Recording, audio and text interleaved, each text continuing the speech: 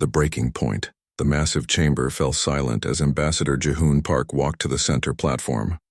Around him, creatures from 800 different worlds watched with expressions ranging from curiosity to open hostility. Some had scales, some had fur, and some were made of energy that flickered like candlelight. The air smelled strange. A mixture of 1,000 different atmospheres filtered through the station's life support systems. Jihoon stood alone on the platform, his simple black suit making him look small compared to the towering aliens around him. Behind him, Ambassador Sumihan watched from the human delegation seats, her hand resting near the data pad that contained their backup plans. They both knew this meeting would not go well. Chairman Vrax raised one of his 6 arms. The insectoid leader was ancient by any standard, his carapace covered in ceremonial markings that told the story of 600 years of service. His voice echoed through translation devices that hung in the air like invisible speakers.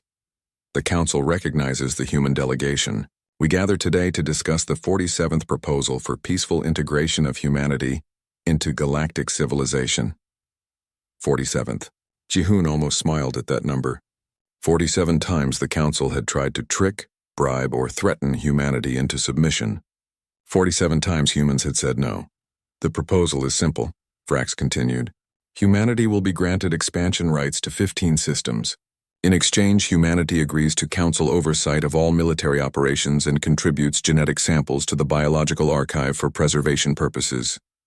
There it was, the poison hidden in honey. Jihoon had read the full proposal 3 times, and each time he found new ways the Council planned to control his species. Chairman Vrax honored councilors. Jihoon began, his voice calm. Humanity rejects this proposal. The chamber erupted. Creatures roared, clicked, and made sounds that hurt human ears. Chancellor Theron, a massive reptilian whose species had conquered 50 worlds before joining the Council, slammed his tail against the floor. The boom echoed like thunder. Unacceptable. You reject peace again? Jihoon waited for the noise to die down. We reject control dressed as peace. Let me explain the problems with this proposal. First, the 15 systems you offer are all in the dead zone, where solar radiation makes colonization nearly impossible. Second, Council oversight means our ships can be searched, seized, or destroyed at any time without appeal. Third, the genetic samples would be used for cloning without our consent. Vrax's mandibles clicked together, the insectoid equivalent of a frown. You make accusations without evidence. Sumi stood up and activated her datapad. Holographic images filled the air above the Council floor. They showed Council documents, secret communications, and planning sessions. All of them stolen by human intelligence operatives over the past year. This is evidence, Sumi said. Internal Council communications discussing how to divide human space after we accept your proposal. Messages between biological research stations about the commercial value of human genetic material. And my personal favorite, a memo from the Military Planning Division titled Containment Strategy for Aggressive Species. The chamber fell into shocked silence. Then it exploded into chaos. Species turned on each other, shouting accusations. Some Council members demanded investigations. Others claimed the evidence was fake. Jihoon watched it all with satisfaction. Humans had learned one important lesson. Truth was the best weapon. But Vrax remained calm. He raised all 6 arms and waited for silence. When it finally came, he looked directly at Jihoon. Where did this distrust begin, Ambassador? When humanity first encountered us, we offered friendship. Jihoon's expression hardened. You offered friendship by abducting 300 of our people. The memory was still fresh for every human. 3 years ago, a Council survey ship had arrived at Earth. Instead of making proper contact, they had used stunning beams to capture humans from 6 different cities. Men, women, and children taken in the night for what the Council called cultural study. That was a misunderstanding, Vrax said. An overeager research team acting without authorization. A misunderstanding that killed 47 people, Jihoon shot back. They died on examination tables while your scientists studied them like insects. When we rescued the survivors, we found children in cages, Vrax. Children. The human delegation seats were quiet. Every human representative remembered the rescue mission. Human ships had tracked the survey vessel and attacked it, not knowing they were starting a war with the most powerful organization in the galaxy. They only knew their people were screaming for help. Dr. Gina Choi had been one of the rescued. She sat in the delegation now, her hands gripping the armrests tight enough to turn her knuckles white. She had spent 6 days in that ship, watching people die around her while aliens took samples and made notes. The nightmare still woke her up screaming. Theron spoke again, his voice like grinding stone. One ship acted incorrectly. We punish those responsible. Why does humanity punish all of us? Because you didn't punish them, Sumi said. She brought up another document. The research team received official reprimands and were transferred to other projects. The ship captain retired with honors. Nobody went to prison. Nobody lost their position. And in council internal communications, officials discussed how the data gathered was unfortunate but valuable. More chaos. More shouting. A counselor from the energy being species, Inquisitor Kelth, floated forward. Its voice was like wind chimes. If humanity seeks justice, let us provide it. Name your terms. Jihoon shook his head. Justice cannot undo what happened. We seek something else. We seek to be left alone. Impossible, Vrax said flatly. Humanity occupies strategic space. Your expansion threatens established territories. Your technology develops at an alarming rate. You must be integrated into galactic civilization or removed from it. There it was. The real truth behind all 47 proposals. The Council didn't want peace. They wanted control or elimination. Then we have nothing more to discuss, Jihoon said. He turned to leave the platform. Wait. Vrax's voice carried a note of desperation. If you reject this proposal, the Council will have no choice but to take stronger measures. We have peacekeeping fleets ready to enforce galactic stability. Jihoon turned back. You mean the 3 fleets we destroyed last month? The silence was absolute. Every creature in the chamber knew about the battles, but hearing humanity speak about them so casually was shocking. Those were defensive actions. Theron growled. Your species attacked first. Your fleets entered our territory without permission, Sumi countered. They ignored all communication attempts. They locked weapons on our stations. What would you call that? Standard peacekeeping protocols, Theron said. Standard invasion tactics, Jihoon corrected. And before you send more fleets, understand this. Humanity will not surrender. We will not submit. We will fight every ship you send until you leave us alone or until we're all dead. Those are your only options. Vrax leaned forward, his ancient eyes studying the human carefully. You would doom your entire species rather than accept peace? We would doom our entire species rather than accept slavery. There is a difference. The chairman sat back, mandibles clicking rapidly in agitation. Around the chamber, counselors whispered among themselves. Some looked frightened. Others looked angry. A few looked thoughtful, as if seeing humanity in a new way. Finally, Vrax spoke. This session is adjourned. The council will deliberate on humanity's response. As the human delegation filed out, Jihoon caught sight of a merchant in the observer gallery. Captain Doyen Lee, an independent trader who worked with both humans and aliens. The man's face was worried. He knew what was coming next. Everyone did. War was no longer a possibility. It was inevitable. Outside the chamber, Sumi walked beside Jihoon. That went better than expected. We exposed their lies and threatened their authority. How is that better?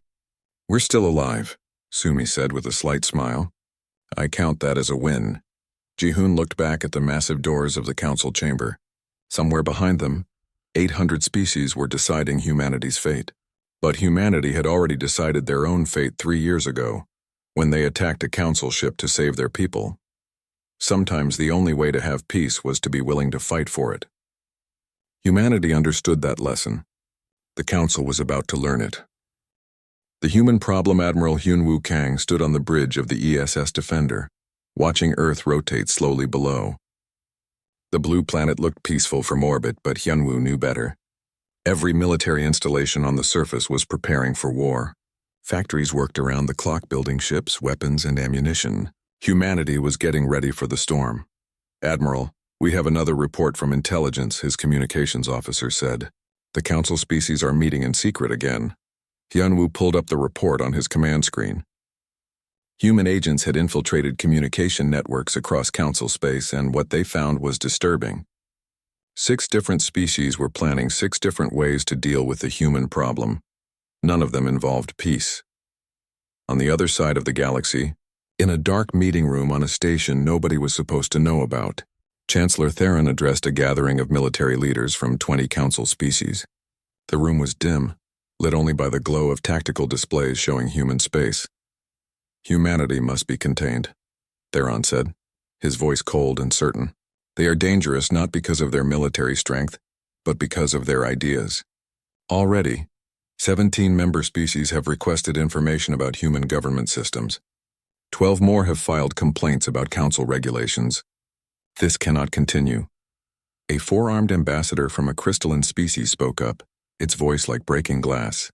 The council rules state we cannot wage war without unanimous vote. Many species oppose military action against humanity. Then we do not call it war, Theron replied smoothly. We call it a limited engagement. A peacekeeping operation. We show humanity they cannot win, and they will accept reasonable terms. Around the table, heads nodded in agreement. They had seen the battle reports. Humanity had destroyed 3 fleets, yes, but they had lost ships too. Wars were about resources and endurance. The council had thousands of worlds. Humanity had 1 planet and a handful of colonies. Simple mathematics said the council would win.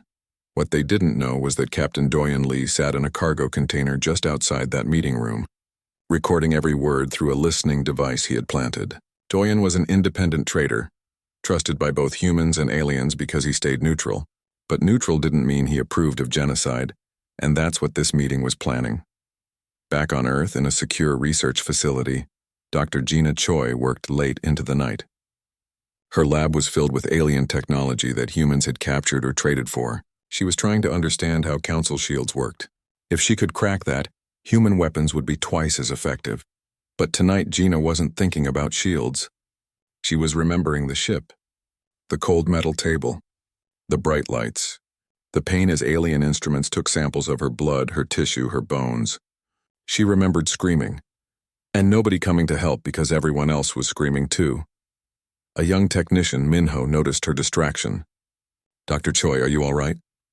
Gina shook herself back to the present. I'm fine. How's the analysis coming? Good news. I think I figured out how their power distribution works. If we can overload one section, the whole shield network collapses. Gina smiled. That was the human advantage. Council technology was thousands of years old, refined and perfected. But it was also predictable. Humans were new, chaotic, and willing to try crazy things that no sane species would attempt. Sometimes crazy worked. On Station Meridian, Inquisitor Kelth floated through data archives that most council members didn't know existed. The energy being was the council's chief of intelligence, and its job was to know everything about potential threats. What it was learning about humanity terrified it. Humans had been in space for less than 200 years. Most species took 10,000 years to develop interstellar travel. But humans didn't just develop it, they improved it. Council sensors had detected human ships using faster-than-light technology that the Council had abandoned as too dangerous. Humans were using it routinely. More disturbing were the combat recordings. Kelth watched a battle where a human frigate was outnumbered 5-1. Instead of retreating, the human captain had flown directly into an asteroid field, forcing the pursuing ships to follow. 3 Council vessels had been destroyed by asteroid collisions. The human ship escaped with minor damage. Another recording showed a human destroyer facing a Council battleship. The destroyer was outgunned and outmatched, so the human captain evacuated the crew, set the reactor to overload, and rammed the battleship at full speed.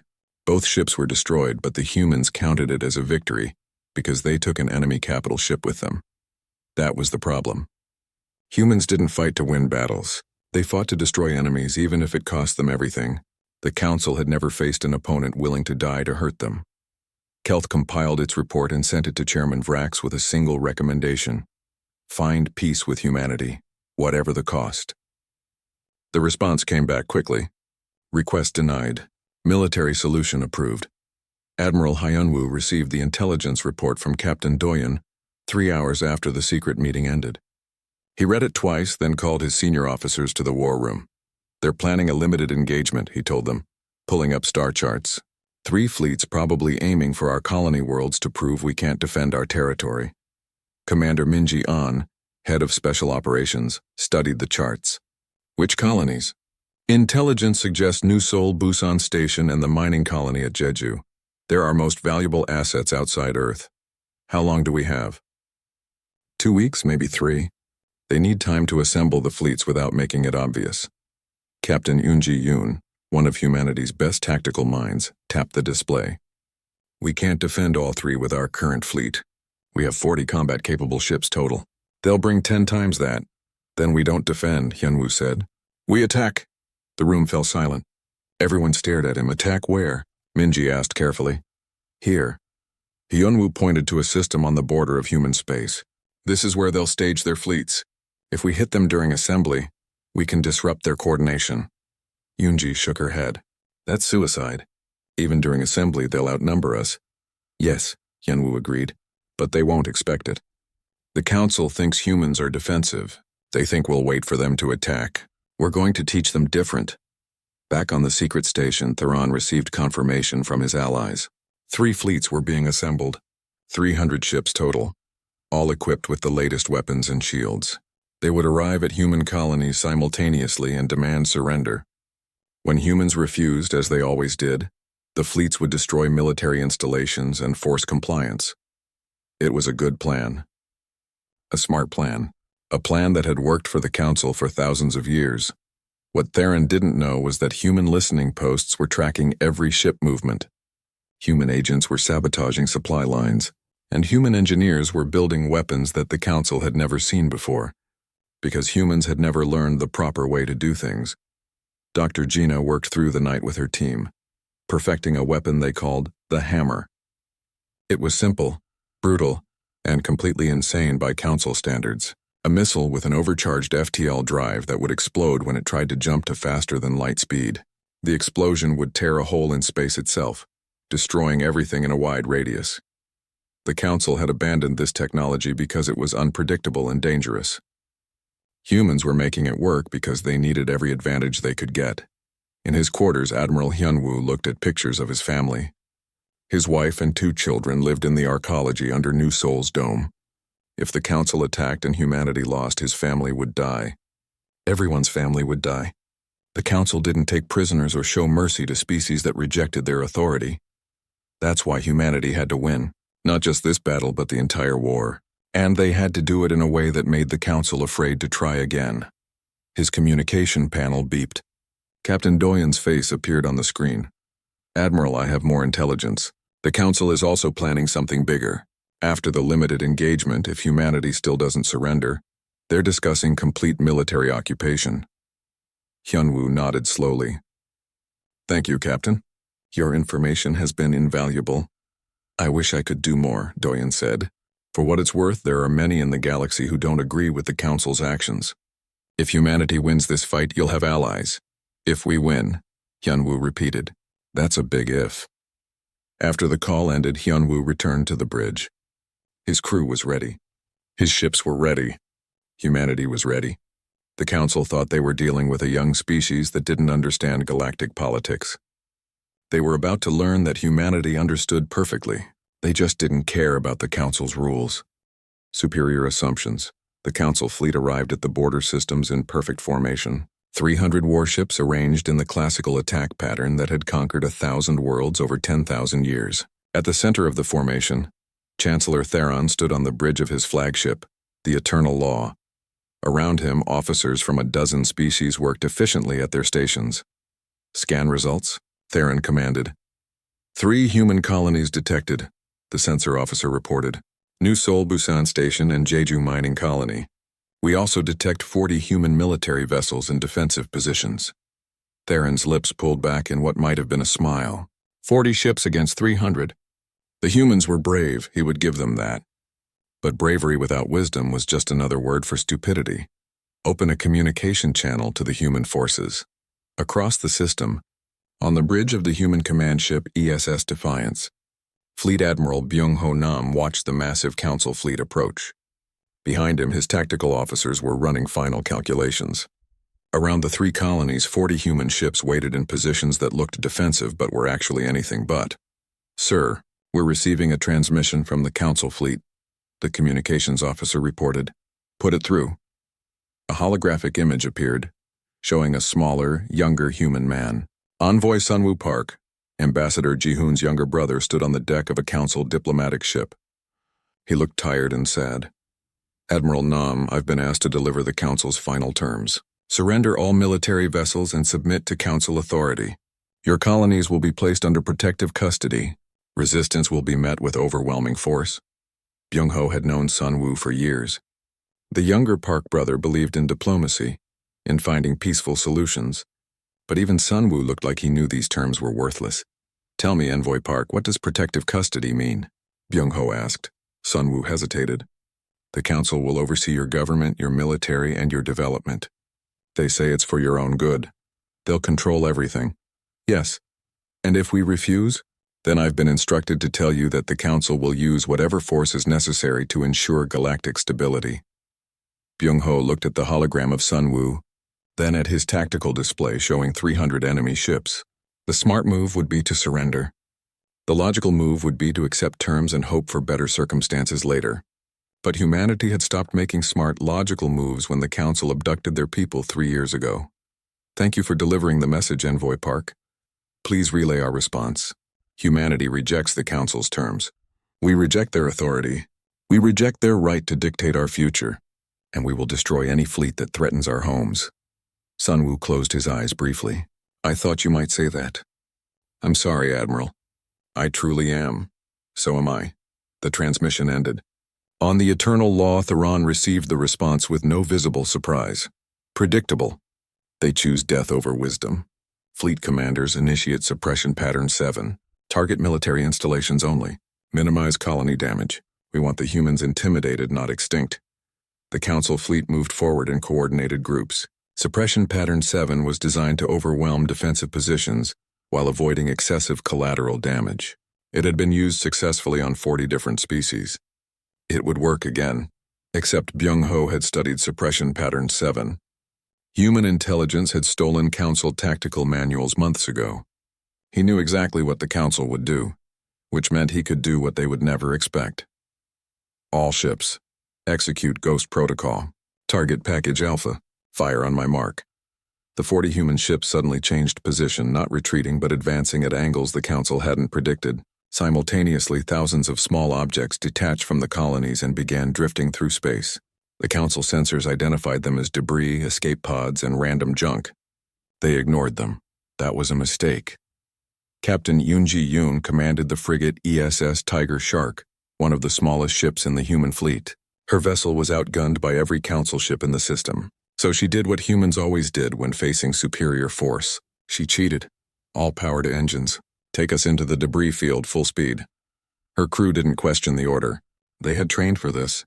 The Tiger Shark accelerated into what looked like a field of junk, floating between the human fleet and the council forces. Behind them, 5 council destroyers followed, confident they could easily catch the small frigate. Then the junk exploded. The debris field was filled with remote-controlled mines disguised as random objects. They detonated in a cascade of fire that caught 2 council destroyers completely by surprise. Both ships lost shields and sustained heavy damage. The other 3 scattered, their perfect formation broken. Yoonji didn't slow down. "Target the damaged vessels. Fire everything." The Tiger Shark was small, but its weapons were designed by humans who didn't care about elegant solutions. Railguns that fired chunks of metal at impossible speeds. Missiles with dirty nuclear warheads that created radiation clouds. And the new Hammer missiles that Dr. Gina's team had perfected. One Hammer missile hit a damaged destroyer. The overcharged FTL drive exploded in a flash of twisted spacetime, and the destroyer simply ceased to exist. The explosion damaged the nearby council ships as well. "Scratched 2 destroyers, 3 more damaged," Yoonji's tactical officer reported. "We're breaking off. Negative." "Take us deeper into the asteroid field." Across the battlefield, similar scenes played out. Human ships weren't fighting like the council expected. They used asteroids as cover. They lured council ships into crossfires. They employed weapons that violated every civilized rule of warfare. On the Eternal Law, Theron watched his perfect battle plan fall apart. "Report. How are they doing this?" "Admiral, the humans are using unconventional tactics," his tactical officer stammered. "They're not following any recognized combat doctrine." "Then adapt. We outnumber them 7 to 1. But adapting took time. The council fleet was built on coordination and standard procedures. Human ships were independent and chaotic. Every captain made their own decisions, and those decisions were unpredictable. A council battleship moved to bombard Busan Station, following its assigned mission parameters. 3 human frigates appeared from behind a large asteroid and launched a coordinated attack. Their weapons barely scratched the battleship's shields, but they weren't trying to destroy it. They were trying to distract it. While the battleship focused on the frigates, a human destroyer approached from the opposite direction. The destroyer's captain evacuated all but a skeleton crew, set the reactor to overload, and accelerated to ramming speed.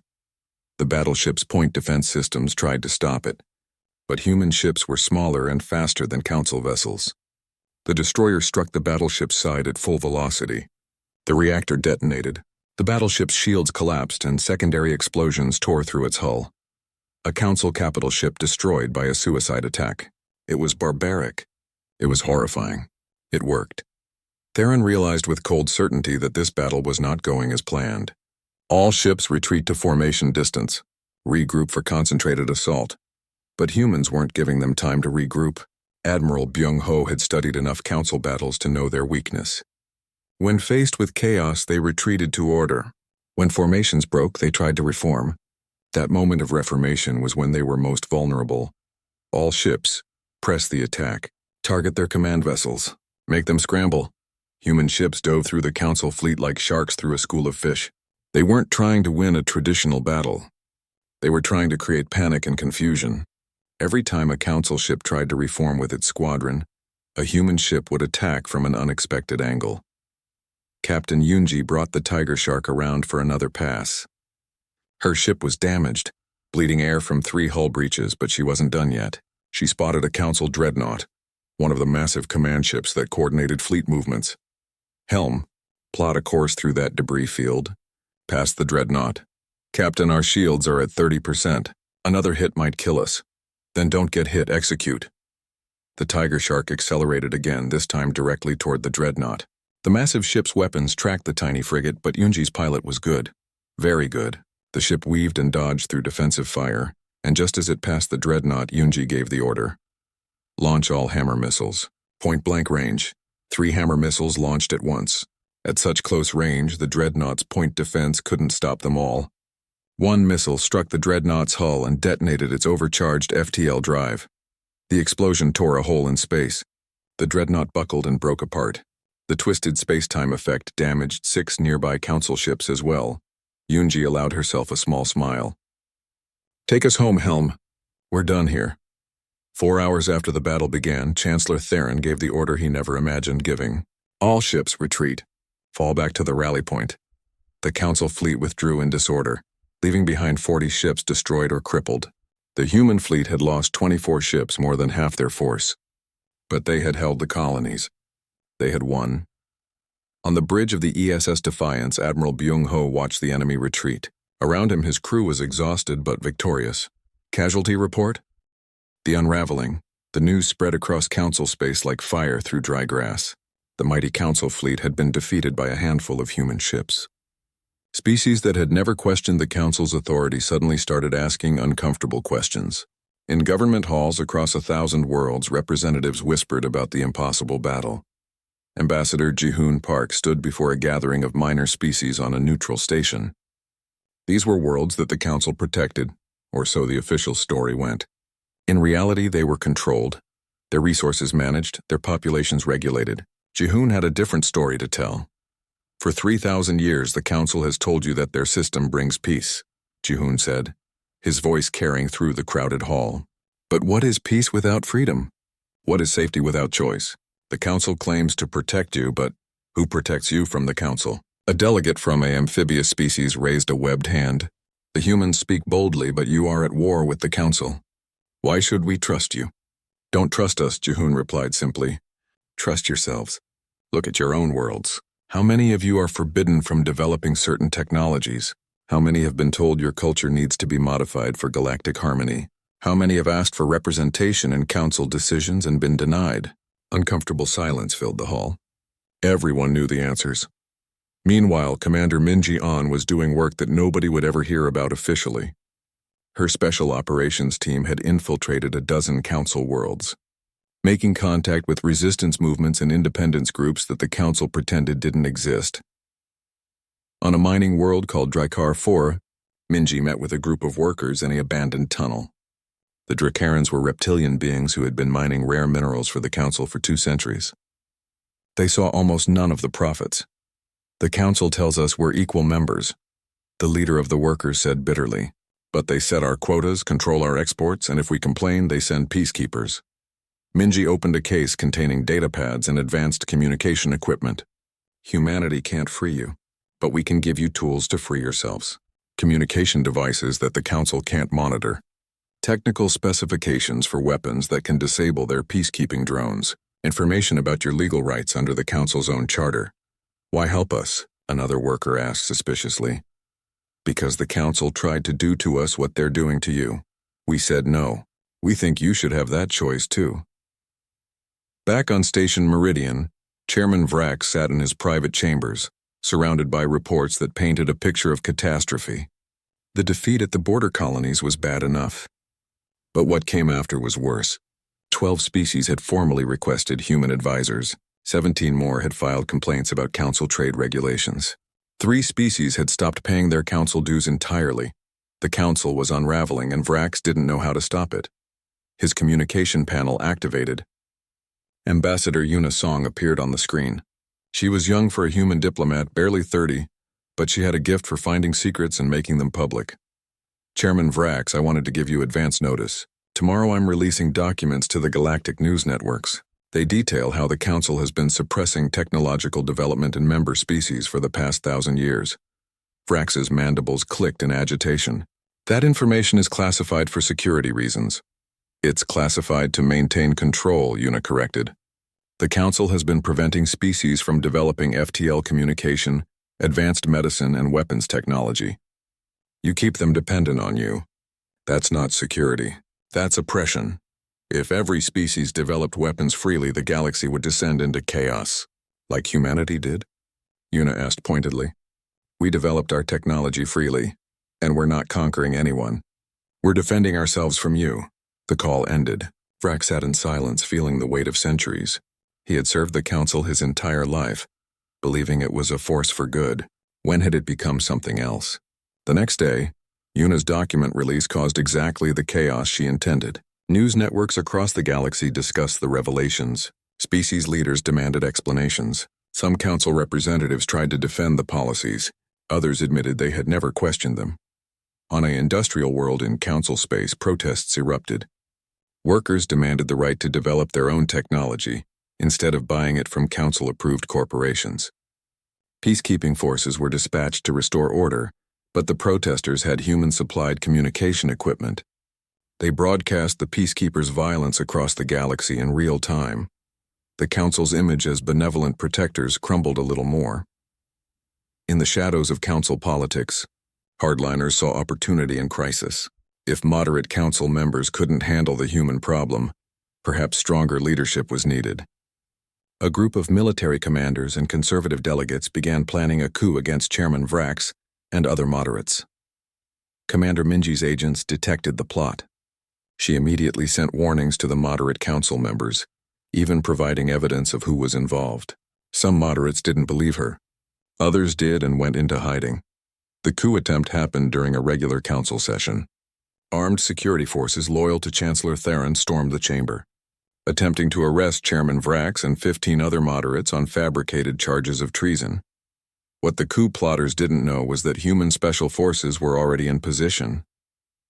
Minji had moved her team onto Station Meridian days before, predicting violence. When the corrupt security forces moved against the moderates, human soldiers struck back. The firefight was short and brutal. Human soldiers used non-lethal weapons when possible, but they were outnumbered. 4 humans died protecting council members they didn't even know, but they held long enough for station security and loyal council forces to respond. The coup failed. Theron and his co-conspirators were arrested, and the galaxy watched as humans died to protect the very council that had tried to conquer them.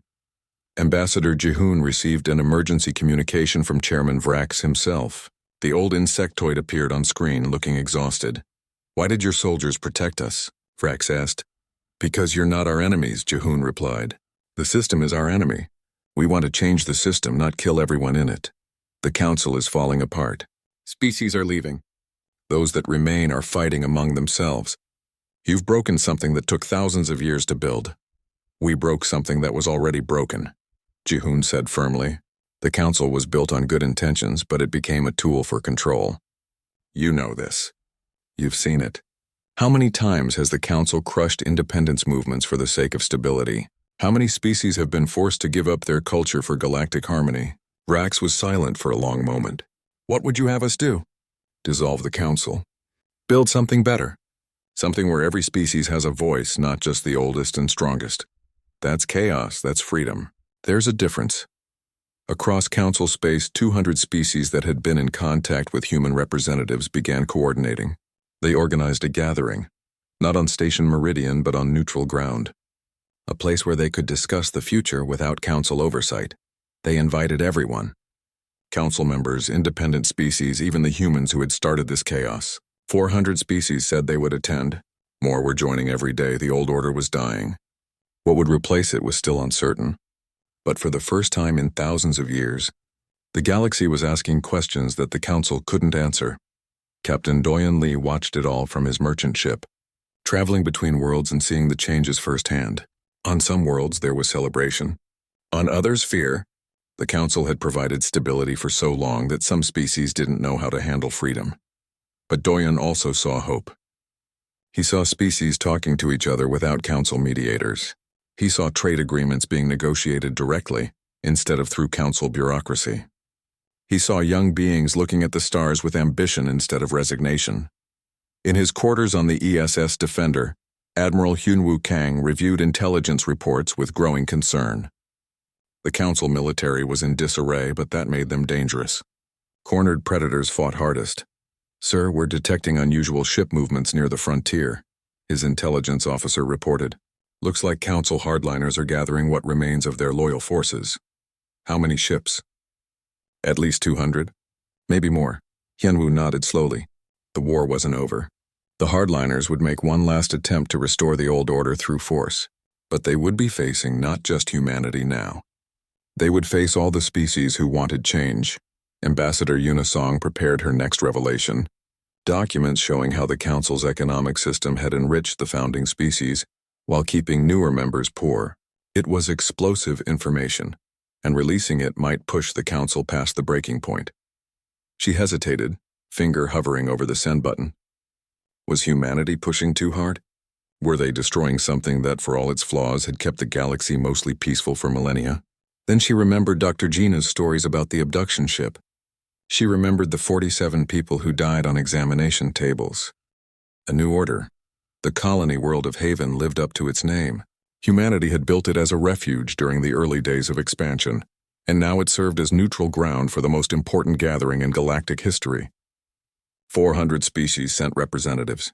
More were arriving every day. The old council chamber on Station Meridian sat empty while the galaxy assembled somewhere new. Ambassador, Jihoon Park walked through the massive convention center that humans had constructed in just 3 weeks. The building was a miracle of hasty engineering, designed to accommodate beings of every size and environmental need. Aquatic species had water-filled chambers. Energy beings had specialized containment rooms. Species that breathed methane had their own sealed sections. It was chaotic and imperfect, but it was also something the council had never been. It was inclusive. "Impressive," a familiar voice said behind him. Jihoon turned to see Chairman Vrax no longer wearing his ceremonial robes of office. The old insectoid looked smaller somehow, less imposing. "Chairman Vrax, I didn't expect you to come personally." "I'm not chairman anymore," Vrax replied. "The council voted to suspend my position pending the outcome of these discussions. I came as an observer, nothing more." They walked together through the halls, watching delegates from across the galaxy prepare for the assembly. Some species were meeting each other for the first time, negotiating without council intermediaries. It was messy and loud and wonderful. "You must be pleased," Vrax said. "You destroyed the council." "We didn't destroy it," Jihoon corrected. "We revealed what it had become." "There's a difference." Before Vrax could respond, alarms blared throughout the building. Jihoon's communicator activated with Admiral Hyunwoo Kang's voice, urgent and controlled. "Ambassador, we have a situation. Council hardliner forces are approaching Haven. 200 ships. They're demanding the assembly be disbanded and all species return to council authority." Jihoon looked at Vrax. "Did you know about this?" "No," Vrax said, and Jihoon believed him.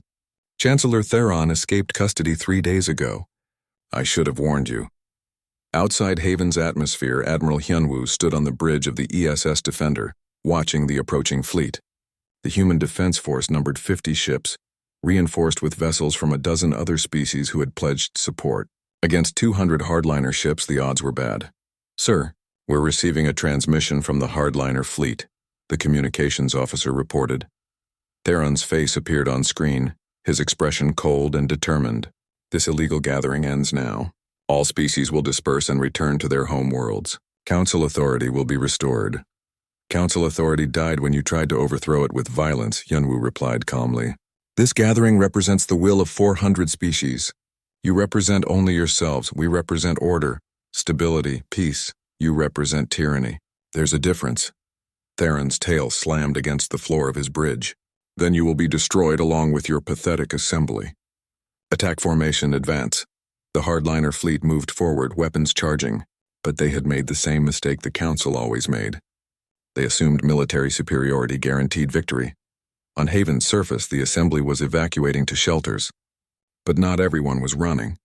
Commander Min Ji-an coordinated the planet's defense systems. Captain Eun Ji-yoon prepared her battle group to engage. And across the system, ships from dozens of species that had never fought together were forming a unified defense. This is ESS Defender to all allied vessels, Hyunwoo broadcast. We're not fighting for humanity today. We're fighting for every species that wants the right to choose their own future. Make them remember this day. The battle began with the hardliner fleet confident in their numbers. They advanced in perfect formation, using the same tactics that had worked for thousands of years. That confidence lasted exactly 7 minutes. The defenders didn't fight like a traditional fleet. They fought like humans had taught them, using chaos and unpredictability. Ships from different species coordinated through human-designed communication systems, sharing targeting data and tactical information in real time.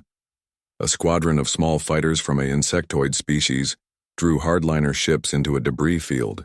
When the enemy followed, larger ships from a crystalline species emerged from hiding and unleashed devastating energy weapons.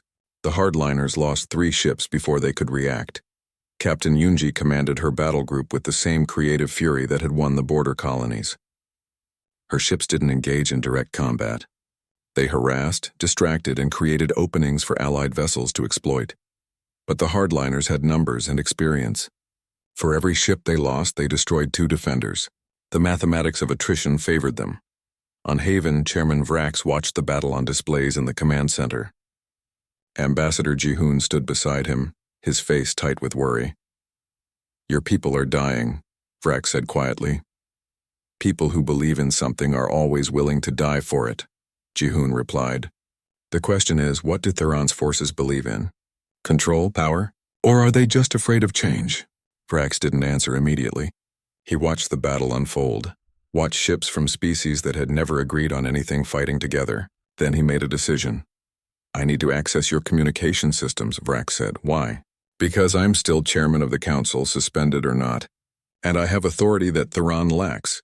Ji-hoon gestured to a communication console. Vrax activated it and broadcast on all council military frequencies. This is Chairman Vrax to all council forces engaged at Haven.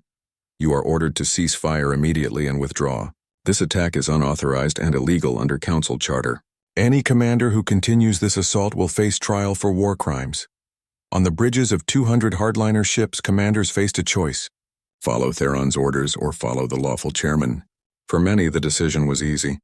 They had joined the military to serve the council, not to commit genocide against species seeking representation. 50 ships broke formation and withdrew. Then another 30, then more. Within minutes, Theron's fleet had lost half its strength as ships refused to fight. Theron's voice screamed across communication channels. Traitors, cowards. You're destroying everything we built? No, Vrax replied calmly. You're destroying it by refusing to accept that times have changed.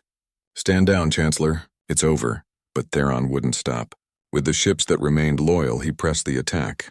His flagship charged toward Haven, weapons firing at maximum power.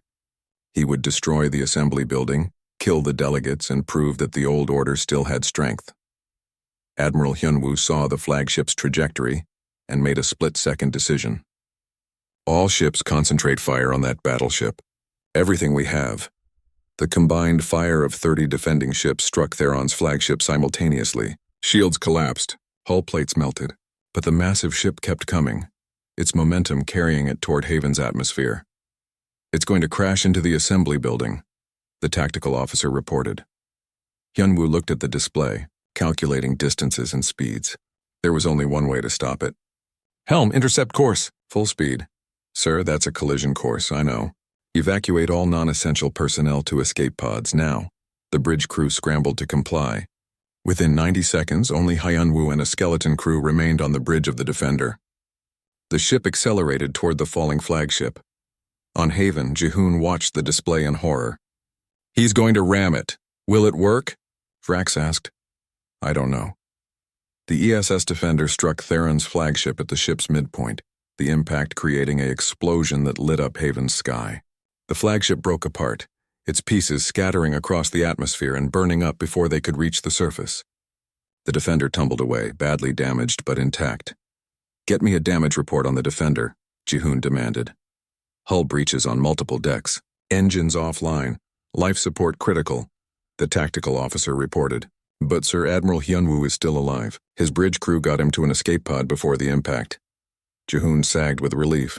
Around the system, the remaining hardliner ships were surrendering or fleeing. The battle was over. The assembly was safe. 3 days later, the assembly convened properly for the first time.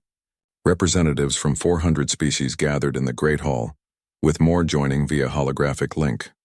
Chairman Vrax stood at the center, but not as a leader. As a witness, Ambassador Jihoon Park addressed the gathering, speaking for humanity but also for something larger. For thousands of years, the galaxy accepted that peace required control. That stability meant sacrificing freedom. Today we propose something different. A galactic assembly where every species has equal voice, where decisions require consensus, not decree, where no single species can veto the will of others. A delegate from an avian species raised a wing. "What if we cannot reach consensus? What if species disagree?" "Then they disagree," Jihoon said simply. "Not every species needs to follow the same path." The old council demanded uniformity. We propose diversity. Species can govern themselves, trade with whom they choose, develop as they wish. The assembly exists not to control but to facilitate cooperation. "And if species wage war on each other?" another delegate asked. "The assembly will offer mediation,"